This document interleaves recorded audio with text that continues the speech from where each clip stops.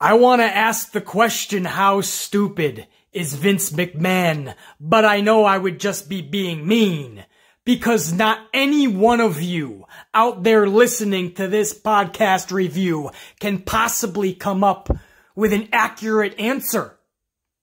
Because Vince McMahon is fucking with a level of stupidity we've never seen before. The old man in Stamford, Connecticut has tapped into a level of stupidity that we have never tapped into before. He is the first ever test session for this level of stupidity. So I can't even ask, how stupid is Vince McMahon? Because we don't have an accurate answer. It is mind-boggling how stupid this guy is and the levels that he keeps reaching. If this was an Olympics of stupidity, Vince McMahon would capture all the gold medals. He'd be like Sonic the Hedgehog, going in circles collecting every fucking gold ring he possibly can. He's the king of stupid. And he keeps beating his old record time and time again. Every time a new show is produced under the WWE banner, he keeps reaching another level of stupidity. Can you guys guess the theme of this review? It's Vince's stupidity. That's the theme of this review. He ended his show, his Elimination Chamber 2020 show. The last real big stop to WrestleMania, he ended it with that main event. And I don't even mind the booking of Shayna Baszler, making her look like a beast, straight savage, taking everybody out Brock Lesnar-esque. But if you're gonna do that, you do it in the first match of the night. Or the second, third, fourth. You don't put that in the main event, especially if you don't have anything post-match. Philadelphia was left there thinking something, just like all of us at home, something was gonna happen. Even if it's the little weirdo coming down to do something grand. Nobody needs to see Becky Lynch do anything fucking stupid, more stupider than we've already seen her do. But something has to happen after this match. No, the little weirdo didn't even come down. No Ronda Rousey, not that we were expecting her, but we thought something. I mean, the match was just a Shayna Baszler clinic. There was a few minutes after she won, so we thought something's going to happen, right? This is going to lead to something big for Mania. No. A graphic came up, the copyright graphic, and we went off the air, and Philadelphia is thinking, everybody that showed up to that arena, they were thinking, wow, I spent all of this money for that? For $4, I could have went to the local car wash and watched cars go through the giant spaghetti and the monstrous vacuum cleaners. You know, the big vacuums that suck the fucking water off the car? That's fun! The giant spaghetti splattering the windows? That shit's fun! And it's only $4. But they spent $60, $70, $100, $250, $350 on tickets to see that main event. And I know. Somebody's out there going, basically, I really enjoyed it, man. I enjoyed it. I don't know what you're talking about. Well, let me tell you what I'm talking about, because again, I agree on the booking of the match. I don't mind it. Baszler is obviously going to take on Becky Lynch at Mania, so this made perfect sense to make her look straight savage. My problem is the placement of that match. Another theming of the night. I didn't like the placement of any of these matches, really. But you place that type of booking in your main event, and on top of that, you had to have known most of your audience was not really going to be carried away by that. Not going to be captivated by that. And then on top of that, you had nothing planned afterwards. A graphic appears and we go off the air and everyone's wondering, that wasn't too exciting. That wasn't a hell of a lot of fun.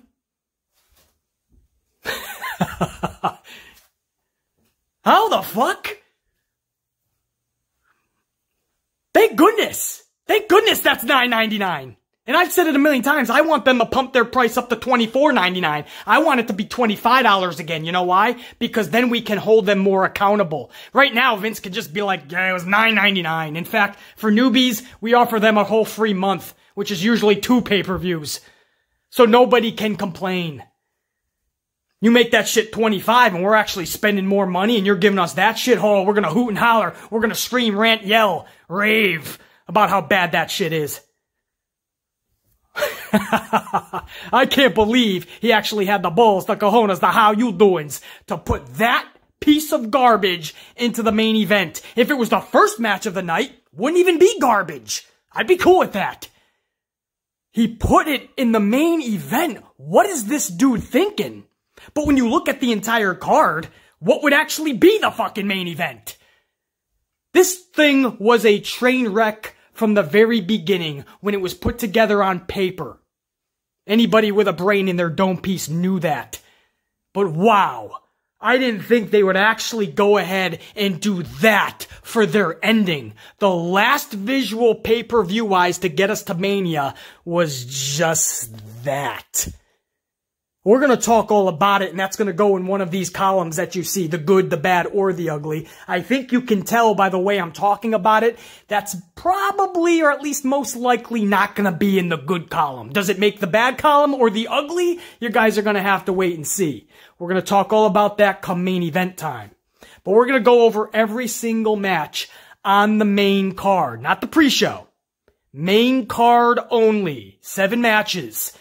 Every match is going to get one tally in one of these 3 columns. The good, the bad, or the ugly. Every match has to go into one of them. Even if I just don't know where it belongs. Maybe it belongs in none of them. We have to come to a conclusion together. It has to go into one of those columns.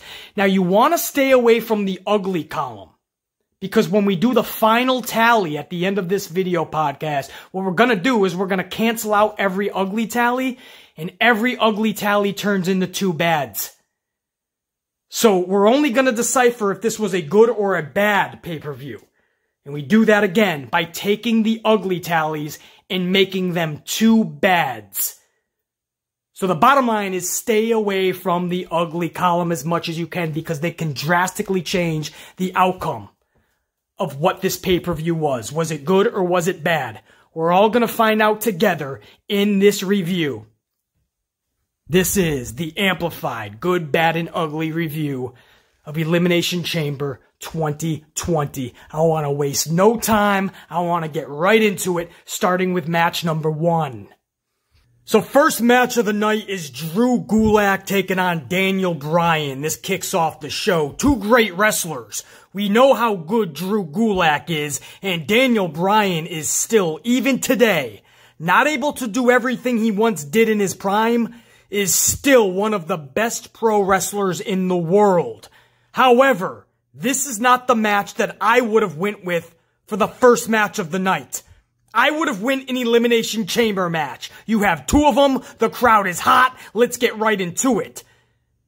The first match of the night sets the pace and sets the tone for the rest of the night. In the first 10 minutes of this match was rather slow.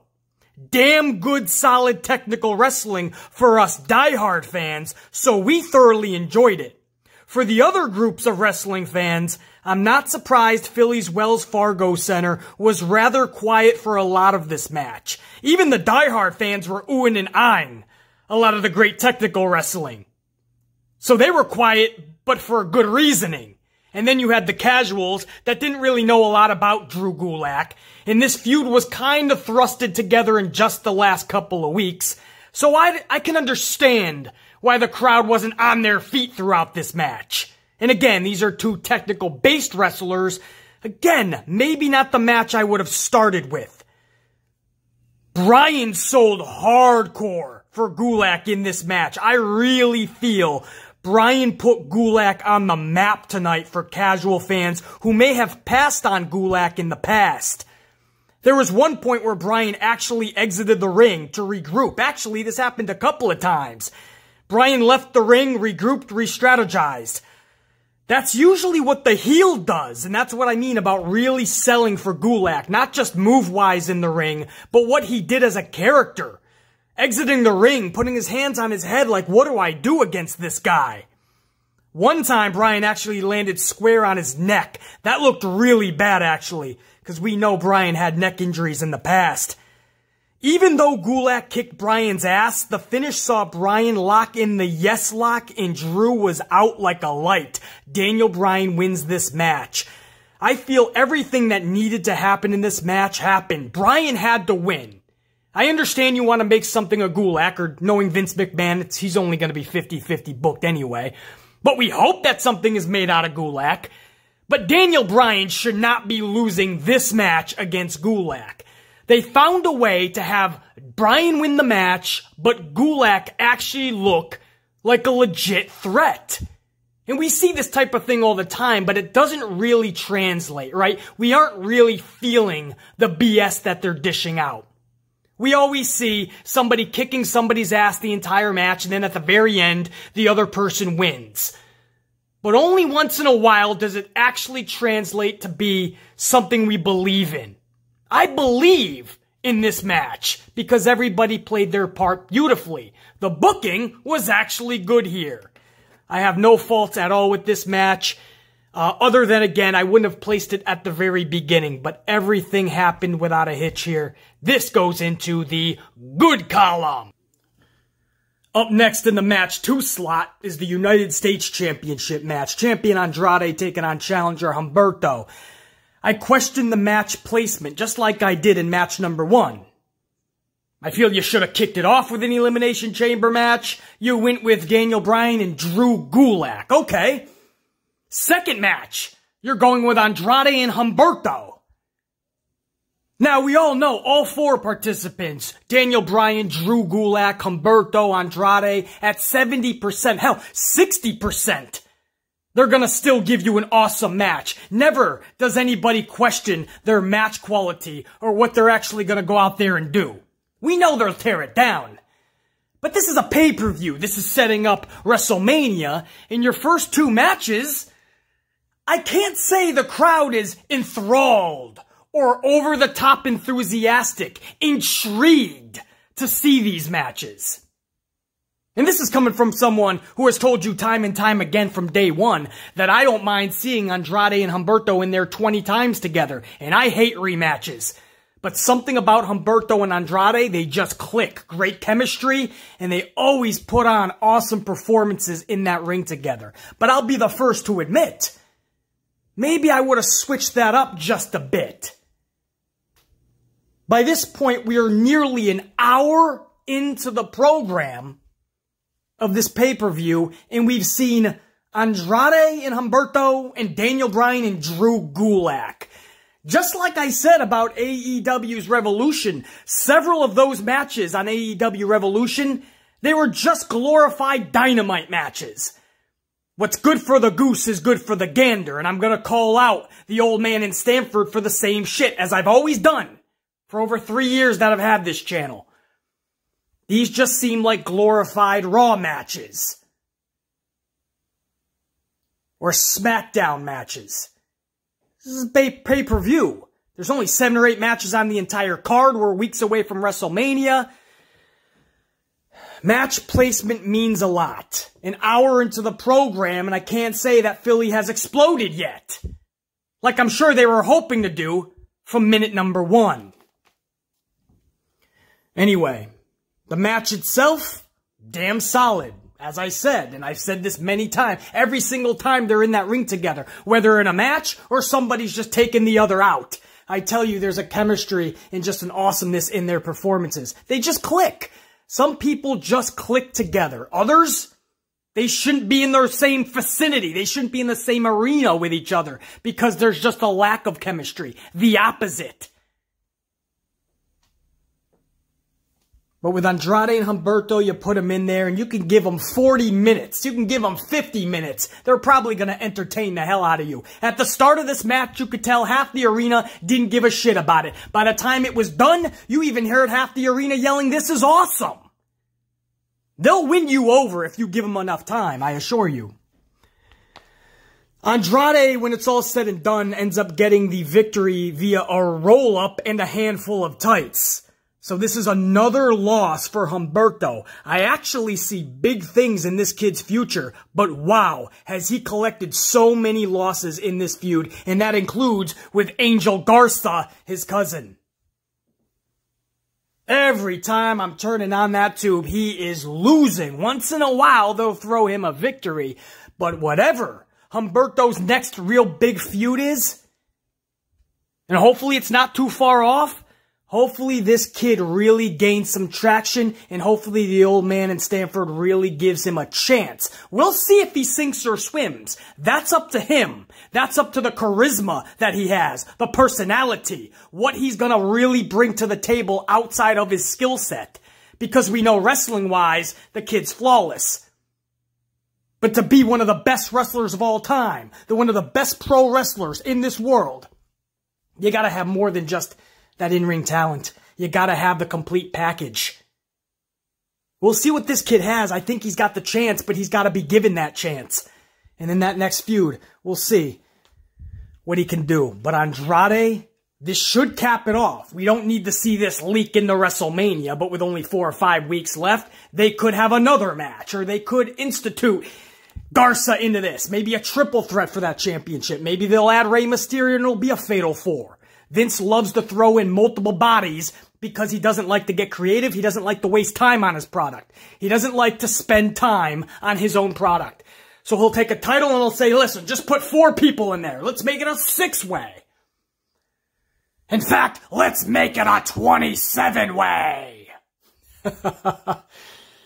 You know, so don't be surprised if WrestleMania you see multiple people going for the United States Championship, and 2 of those could be Garza and Humberto. But when this is all said and done, we really all have to see what Humberto actually has. As far as Andrade, even with his 30-day suspension, he comes back. They kept the title on him during the suspension. A lot of times they'll take that off of you. They'll strip you.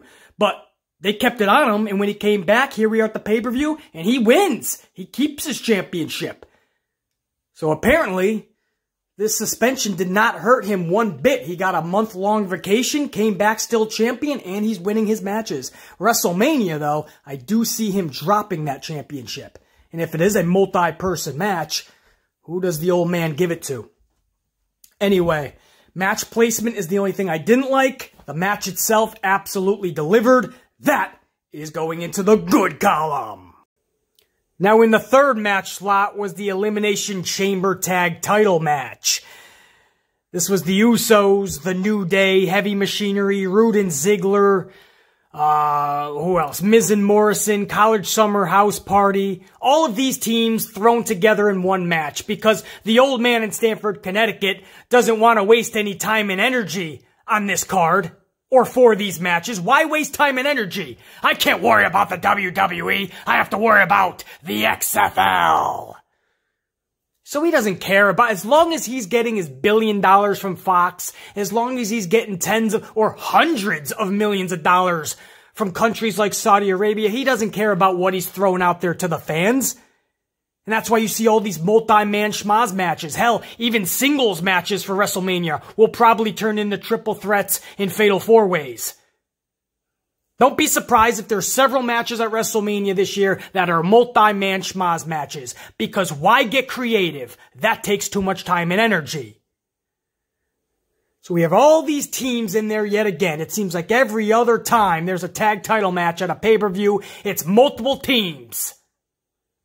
The first 2 teams in this match are New Day versus the Usos. I've seen these 2 teams 4,625 times, so there was literally nothing else I needed to see here.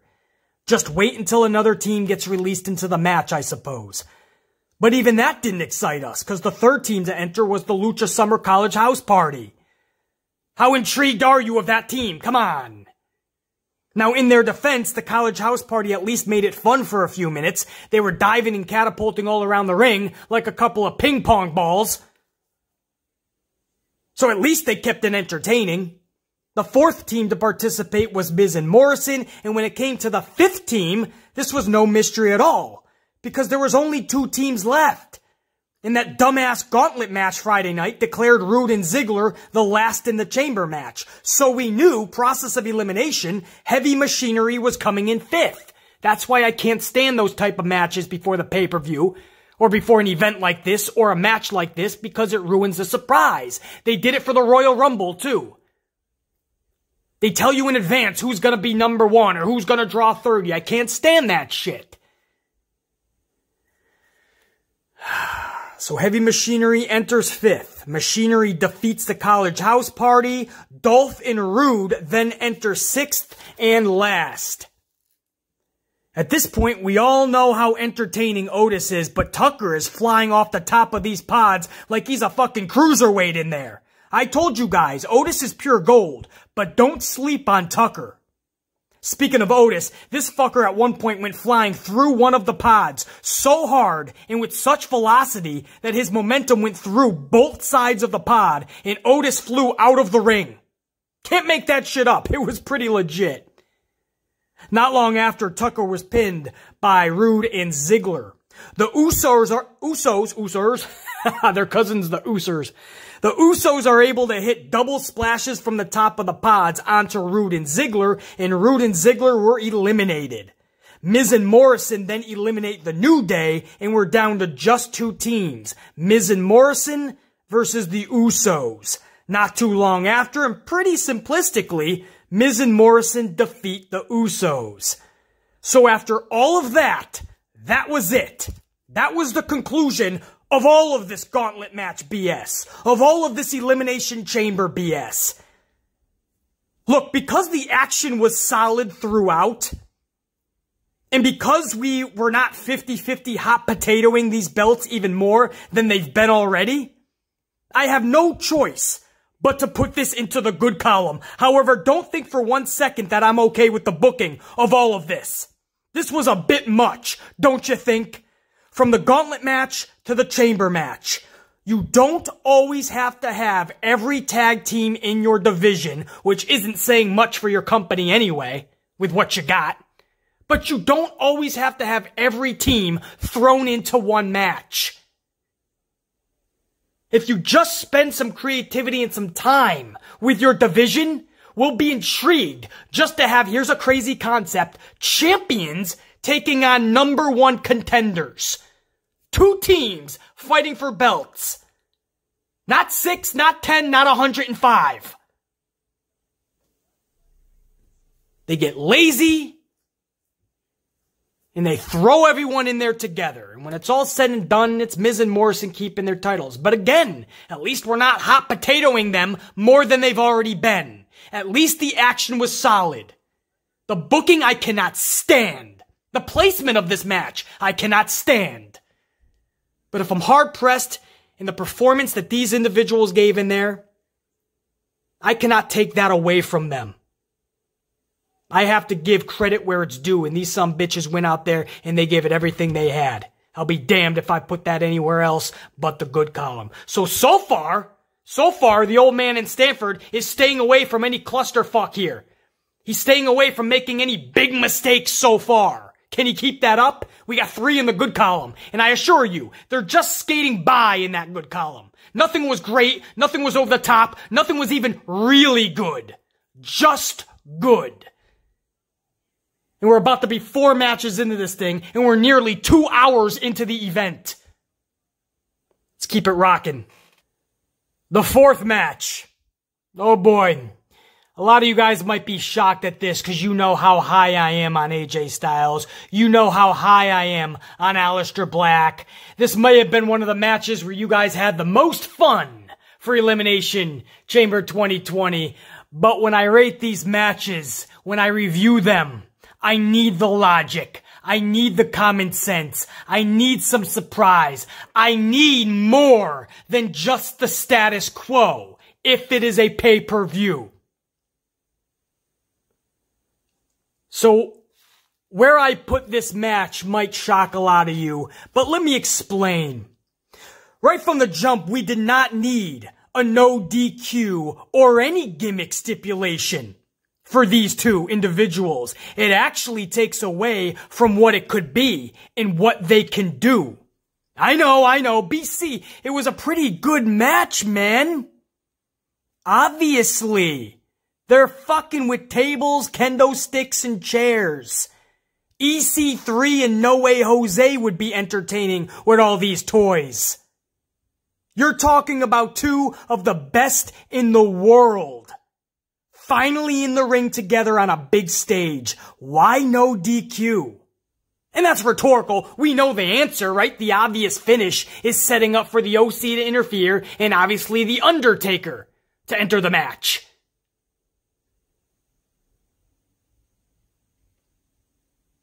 These are two dudes that don't need it.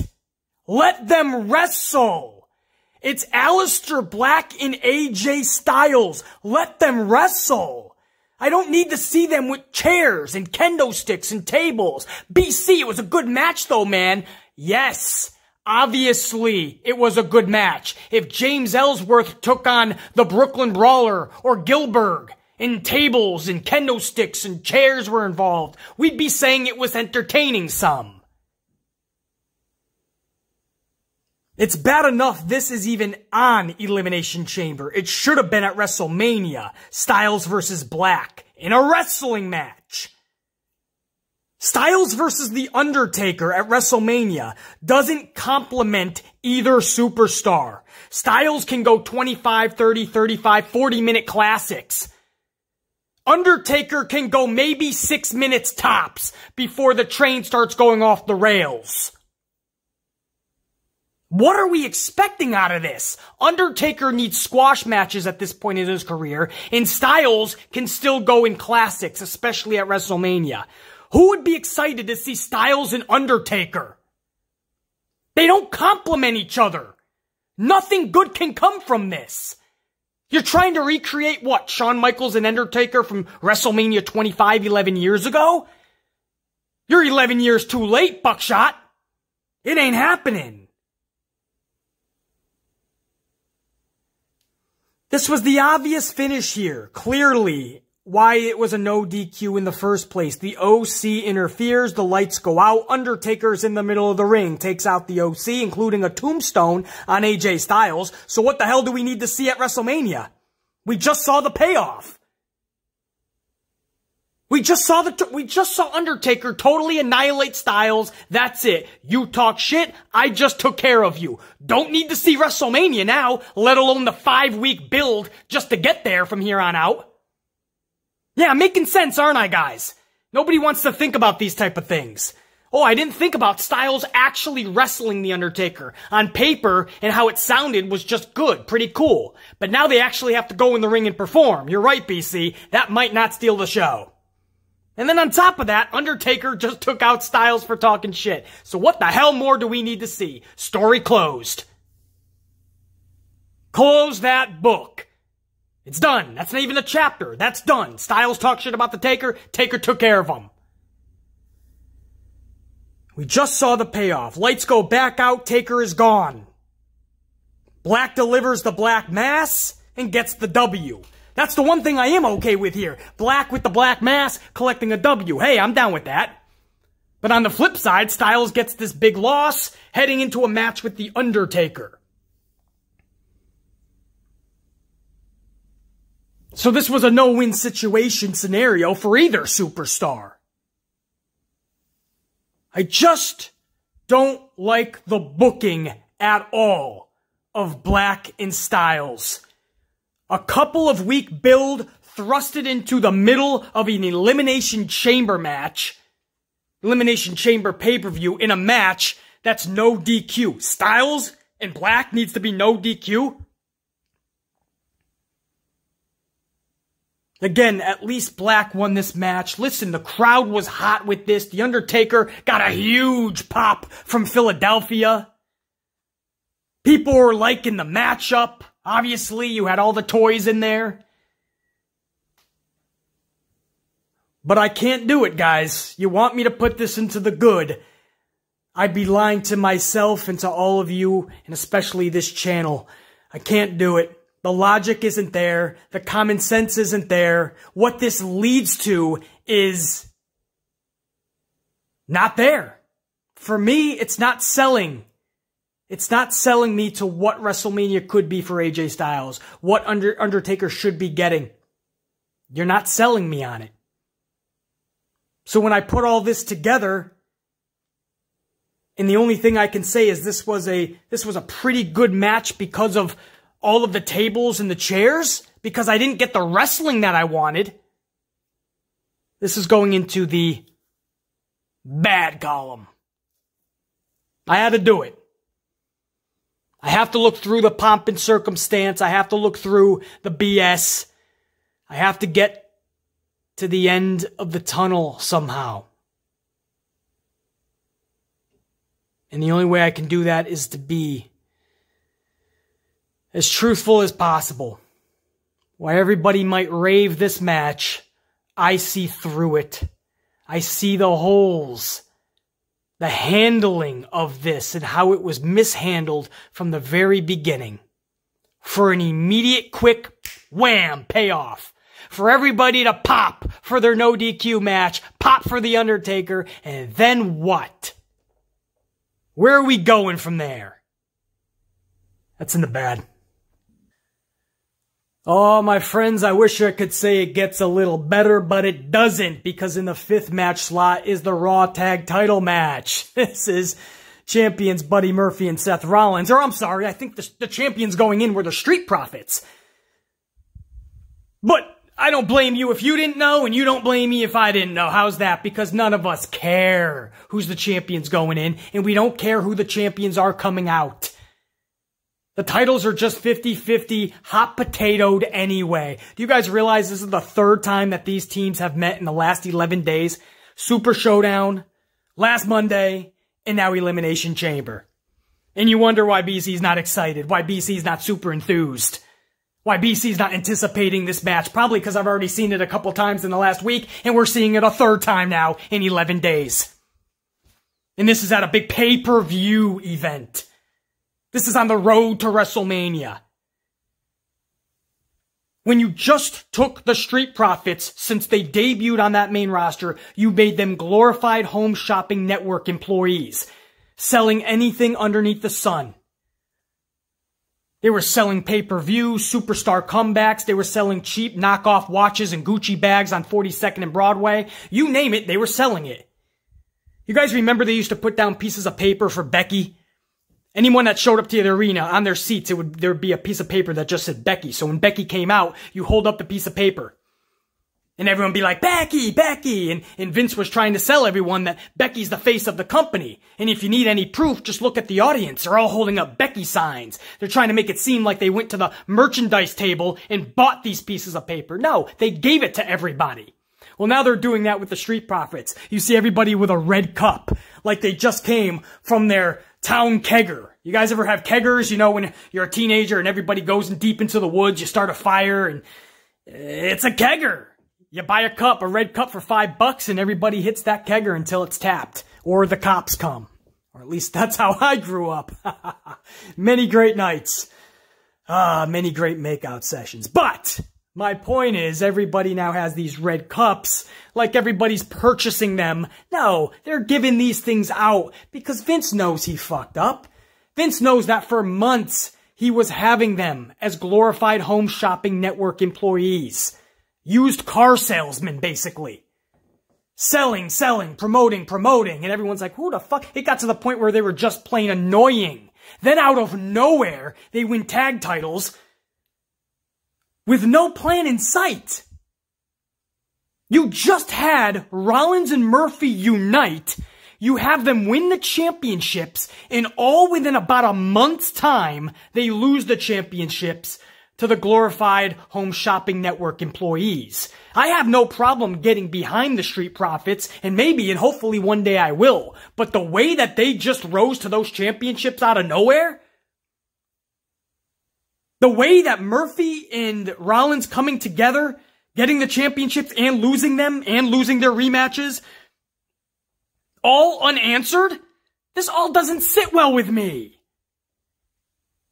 Not at all, dude.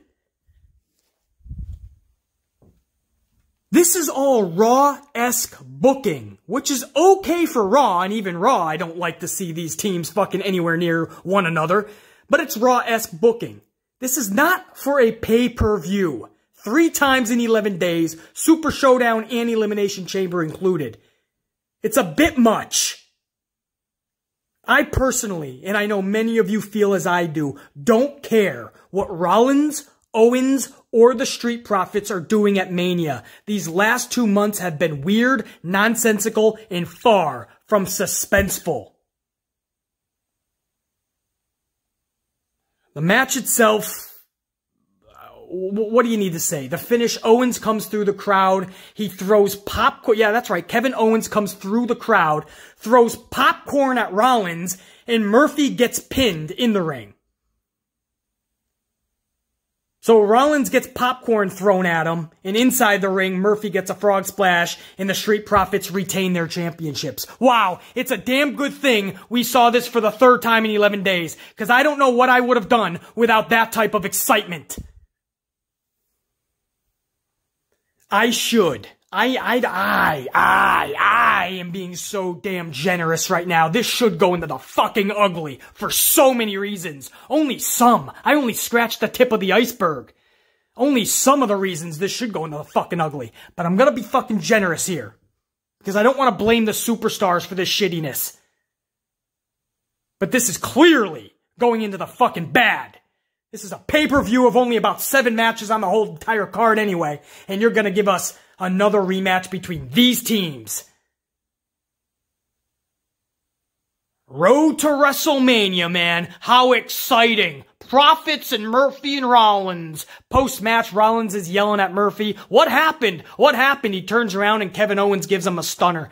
What does this lead to? Rollins and Owens at WrestleMania? Yay. Hold my anticipation. Hold my excitement. I'd rather see Rollins and Murphy implode this Monday. I'd rather see Rollins or Murphy turn on Rollins, and let's just do that for WrestleMania. Because at least that's more entertaining and exciting than another match between Rollins and Owens. You know why? Because if you look at the history between Owens and Rollins, guess what? And I'm talking about even before this latest feud. And I use that in air quotes. You go back, you Google, you YouTube, whatever you gotta do, Owens and Rollins, and I assure you, they've already had 117 matches. No thank you, man. This shit perturbs me. No care, no thought goes into this bullshit. Again, it's in the bag. Oh, and then the 6th match. Where do I even begin with this? The Intercontinental title match. Do you guys realize the IC title was defended at the Elimination Chamber in a handicap match? How is this even a thing? Gone are the days where a champion is taking on a challenger. Those days are gone. Now, Braun is taking on 3 dudes, Cesaro, Sami Zayn, and Shinsuke Nakamura. If anybody can beat them, they will become the IC champion. But Braun just won the belt within the last 2 weeks, did he not? He just won the championship, Braun did. And he's already losing it. That's right, Sami Zayn defeated Braun Strowman at Elimination Chamber. Sami Zayn is your new Intercontinental Champion. Now, on one hand, let me just get this straight with all you guys. I'm proud and I'm happy for Sami Zayn. If you know what this dude has been through, injury-wise and politically backstage, you would be proud of him and for him. And I am. And I think Sami Zayn is going to be a damn good IC champion if he's given the chance. That's a huge if. There's a huge asterisk there. Because, I don't know, I'm not too sure the old man will even give him more than 2 weeks with that championship. I mean, just look what happened with the monster among men. He's now officially known as the moron among men. So Sami Zayn wins this championship. That's good for him, but what does that say for Braun Strowman? The dude just won the title.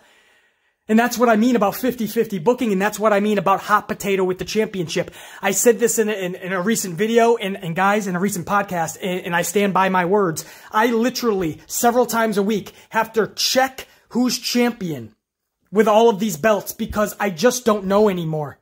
Back in the day, I always knew who the champion was, because a champion was an actual champion. They were so damn good, and you knew it was going to take someone special at a big event that was going to take that belt away.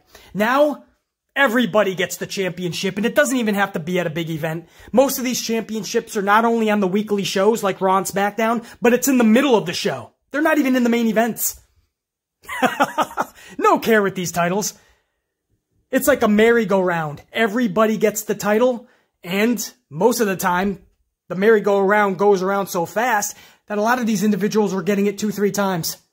I mean, look at Charlotte Flair. She's already got the championship 10 times. They're just trying to have her break her own father's record at this point. That means more than actually making the title prestigious.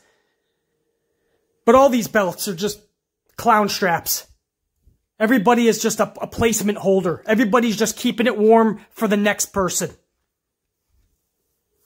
It is clear as day where this is going and what column this is going into. Because right from the jump, when you saw the match on paper, when you heard the concept of the match, the IC Championship is not being defended one-on-one like it should be. Not even one-on-two, which would be weird anyway, but one-on-3. Right there, you knew it was going into the bad column, no matter what they produced.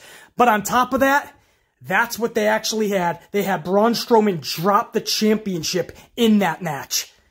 The booking, the lack of logic, the lack of common sense, making Braun a moron yet again. This is the 27th time they've made this guy look like a joke.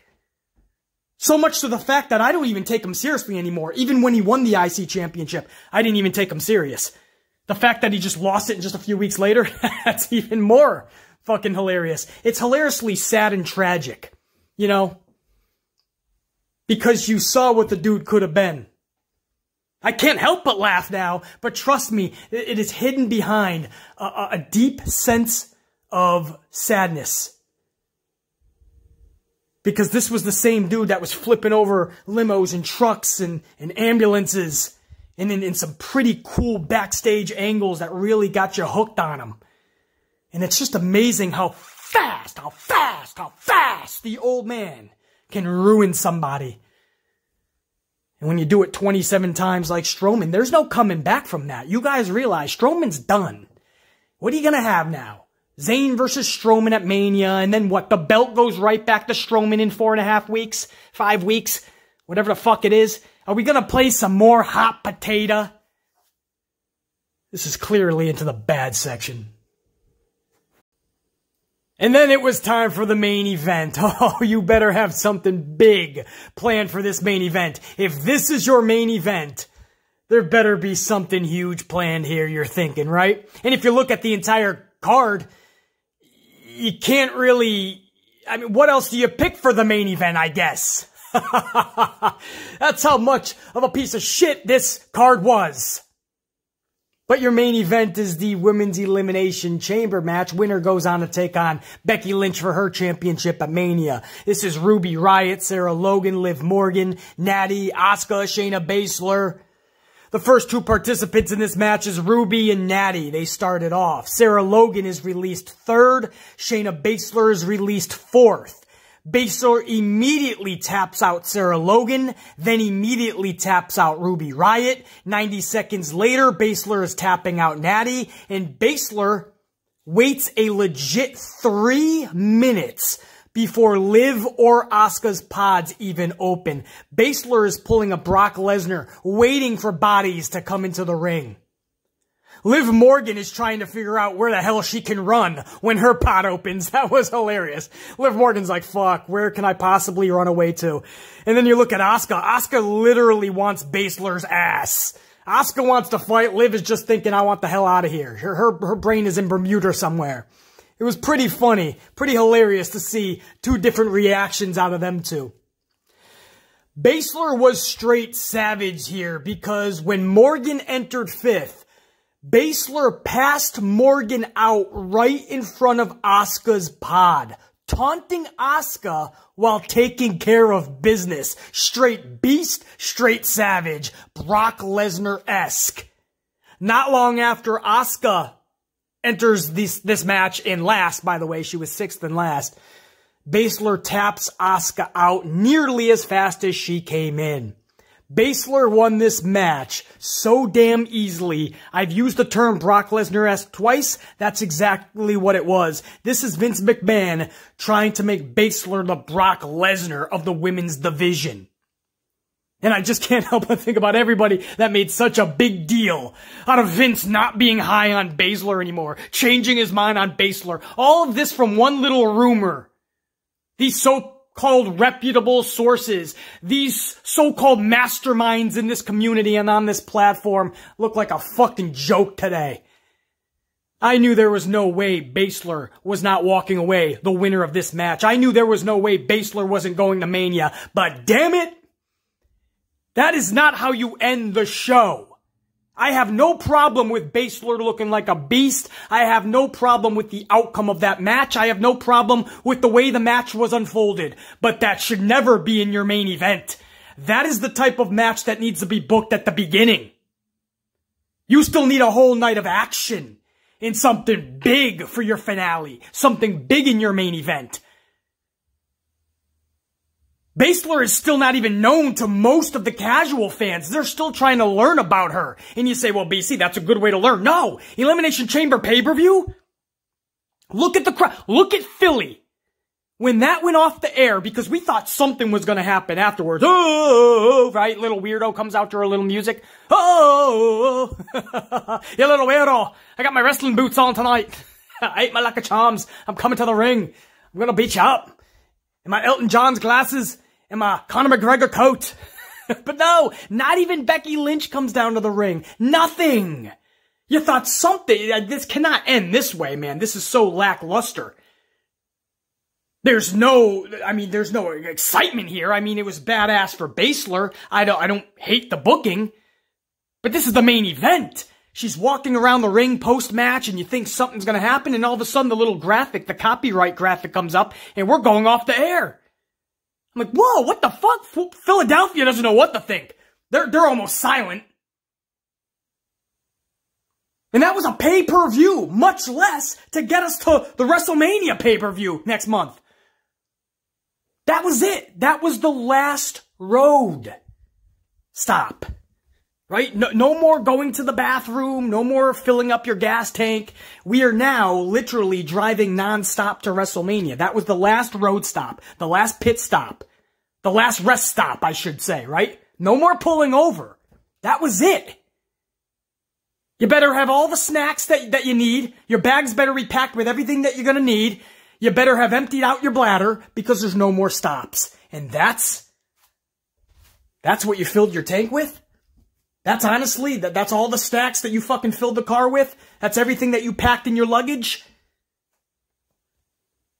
You put all your chips into that? If you talk the word anticlimactic, that would be in the dictionary. Starting tonight. I can't believe that, guys. I really can't. And again, the booking, everything, I didn't mind.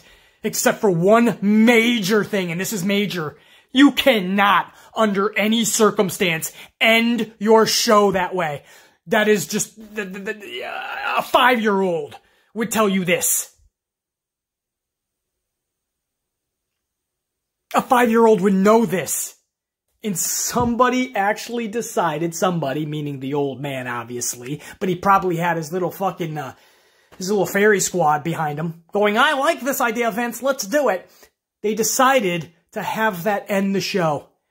And Philadelphia was like, okay, Ronda Rousey has to show up, or something big has to happen right now, right? Yeah, something huge.